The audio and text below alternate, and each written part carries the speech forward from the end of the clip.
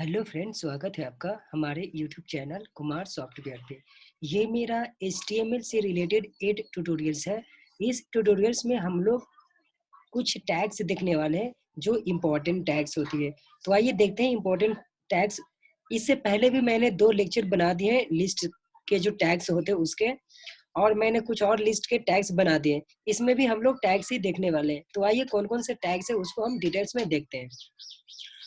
तो मैंने मैंने ये कि पिछले ट्यूटोरियल्स में एक पॉइंट से कवर करना रह गया था आपका। वो आपका था कि इसमें वो जो पॉइंट्स छूट चुका था पिछले ट्यूटोरियल्स में उसको मैं कवर करना चाहूँगा यहाँ पे। तो यहाँ पर क्या होता है कि मान लो कि अभी मैंने H1 जो हेडिंग है, ये मेरा हेडिंग का आउटपुट आ रहा है। देखो ये बाय डिफ़ॉल्ट आउटपुट आपका ऐसा आएगा। ये आपका बाय डिफ़ॉल्ट ऐसा आता है, क्लियर है? वेलकम टू माय एप्लीकेशन, ये लेफ्ट साइड में आ रहा है, क्लियर है? अब मैं चाहता हूँ कि मेरा रिक्वायरमेंट क्या है कि ये जो मेरा टेक्स्ट है, इसको मैं सेंटर में करना चाहता हूँ या फिर राइट साइड में करना चाहता हूँ, क्लियर है? तो उसके लिए आपका एक टैग होता है, उस टैग को ये प्रॉपर्टी होती है, उस प्रॉपर्टी को हम लोग बोलते हैं अलाइन। ये जो अलाइन प्रॉपर्टी है, इस प्रॉपर्टी के अंदर में आप left, right, centre, justify use कर सकते हो, क्लियर है? ये आपका प्रॉपर्टी होता है। तो मान लो कि ये जो मेरा टेक्स्ट है, इस टेक्स्ट को मैं राइट में करना चाहता हूँ। अभी फिलहाल ये बाय डिफॉल्ट लेफ्ट यूज करता है। अगर आप कुछ भी नहीं लिखोगे, अगर आपने अलाइन नहीं भी लिखा तो भी ये टेक्स्ट आपका बाय डिफॉल्ट लेफ्ट में ही होता है। अगर आप इसको राइट में करना चाहते हो तो इसको आपको राइट यहाँ लिखना होता है, क्लियर है? अब मैंने जैसे इसको राइट किया, अभी मैं इसको रन करके दिखाता हूँ। देखो ये अभी मेरा लेफ्ट में है। अब इसको रिफ्रेश करने जा रहा हूँ, ये मेरा राइट में चला जाएगा। देखो ये मेरा राइट में टेक्स्ट चला गया। तो आप ऐसे ही सिर्फ टेक्स्ट को ही नहीं, आपको इमेजेस को, कैसे भी टेक्स्ट हो उसको आप उस पे आप अलाइन अप्लाई कर सकते हो।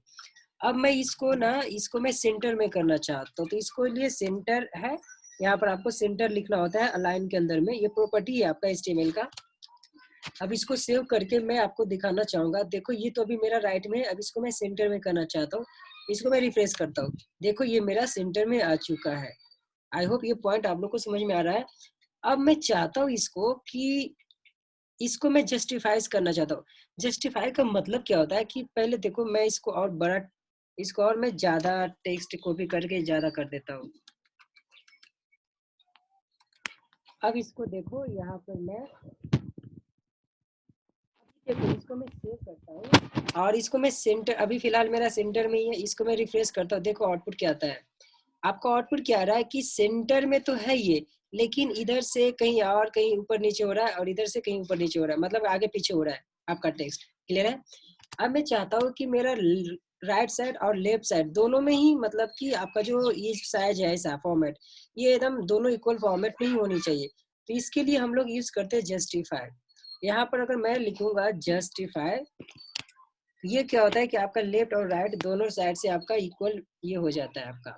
अब देखो मैं इसको रिफ्रेश करता हूँ, देखो मेरा लेफ्ट में भी ये परफेक्ट इक्वल आ रही है, ऐसा आ रहा है एक ही फॉर्मेट में आ रही है, और राइट में भी आपका देखो मेरा एक ही फॉर्मेट में आ रही है। ये मेरा टेक्स्ट मेरा ज्यादा ये लिखा नहीं इसलिए यहाँ पर आ रही है, अगर आप फिल करोगे तो यहाँ से आगे नहीं जाएगा, क्लियर है? तो ये था आपका जस्टिफाई। अगर मैं इसको लेफ्ट करता हूँ तो लेफ्ट में क्या होता है कि आपका लेफ्ट में तो ऐसा फॉर्मेट में रहेगा, लेकिन राइट में आपका फॉर्मेट उल्टा सीधा रहेगा।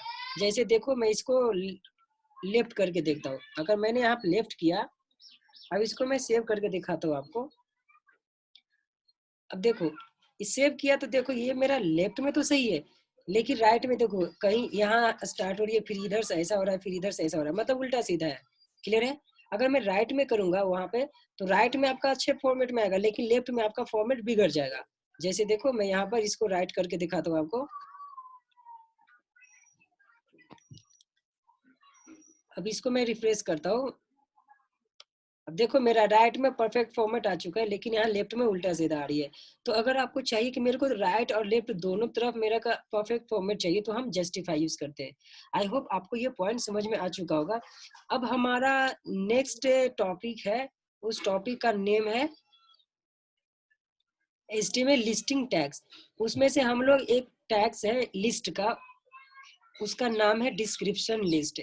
तो आइए देखते हैं डिस्क्रिप्शन लिस्ट क्या होता है। कभी कभी क्या होता है कि मान लो कि आप कुछ हेडिंग देते हो, और उस हेडिंग के नीचे कुछ आप डिस्क्रिप्शन लिखना चाहते हो, तो उसके लिए हम लोग यूज करते हैं डिस्क्रिप्शन लिस्ट।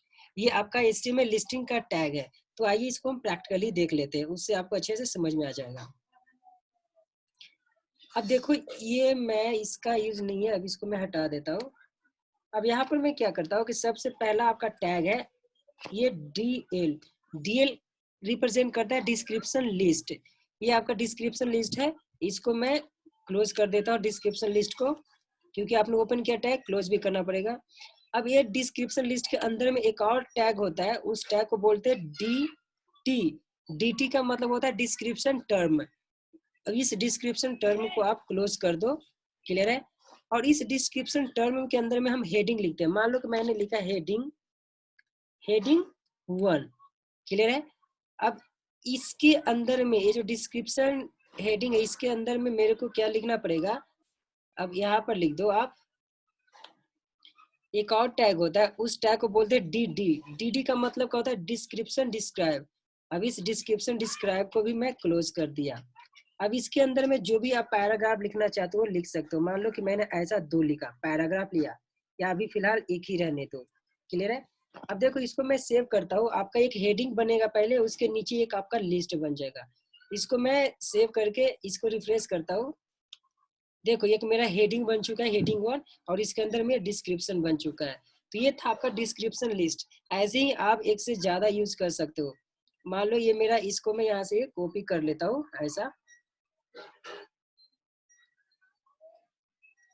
इस पार्ट को कॉपी कर लेता हूँ, और आप इससे ज्यादा यूज कर सकते हो, क्लियर है। अब यहाँ पर मैं हेडिंग 2 दे देता हूँ, यहाँ पर हेडिंग 3 दे दिया मैंने।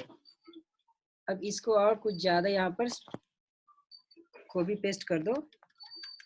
अब देखो इसको मैं सेव करके दिखाता हूँ आपका आउटपुट कैसा आएगा। इसको मैं रिफ्रेश करता हूँ, देखो मेरा हेडिंग 1 में ये है डिस्क्रिप्शन, हेडिंग 2 में ये डिस्क्रिप्शन है, हेडिंग 3 में ये डिस्क्रिप्शन है मेरा। आई होप आप लोग को डिस्क्रिप्शन लिस्ट समझ में आ चुका होगा। ये हम लोग इमेजेस पे भी अप्लाई कर सकते हैं। मान लो कि हेडिंग 1 यहाँ रहेगा, और इसके नीचे में मैं कुछ इमेजेस ले लूंगा, क्लियर है। तो ये था आपका डिस्क्रिप्शन लिस्ट। आई होप आप लोग को ये ट्यूटोरियल समझ में आ चुका होगा। अगर आप इसको प्रैक्टिकल करना चाहते हो, ये प्रैक्टिकल कर लो। आज इस ट्यूटोरियल में मैं इतना ही बताता हूँ। अब हम लोग नेक्स्ट ट्यूटोरियल में पढ़ने, मतलब नेक्स्ट ट्यूटोरियल में इससे भी अच्छे हम लोग लिस्ट देखने वाले हैं। तो इस ट्यूटोरियल में इतना ही। Thank you, bye.